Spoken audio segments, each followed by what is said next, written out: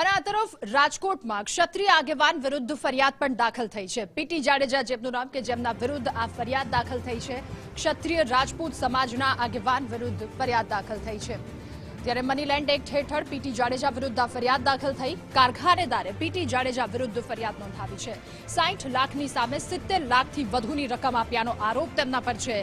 તો પઠાણી ઉઘરાણી કરતા માલવ્યાનગર પોલીસમાં આ ફરિયાદ નોંધાઈ। 80,000 રૂપિયા આપ્યા, 70,80,000। પછી કે હું તમને હોસ્પિટલે ફાઇલ પહોંચાડી દઉં। મારા મિસિસ બીમાર હતા, દાખલ કર્યા હતા, કેન્સર છે મારા મિસિસને, કે 8 વાગે 10 વાગે પહોંચાડી દો, પણ હજી સુધી ફાઇલ આવી નહીં। એટલે મેં અરજી કરી।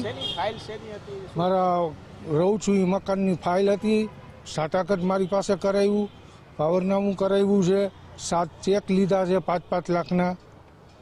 એ બધું મને હોસ્પિટલે દેવા આવવાના હતા, પણ પછી આપ્યું નહીં કે હવે 10% લેખે વ્યાજ થશે 1 મહિનો, કે 10 દિવસ મોડા આપ્યા ને પૈસા 9 દિવસ એટલે, અને પેનલ્ટી લાગશે એ અલગથી। 1 મહિનાનું વધારાનું વ્યાજ અને પેનલ્ટી કે આપવાની।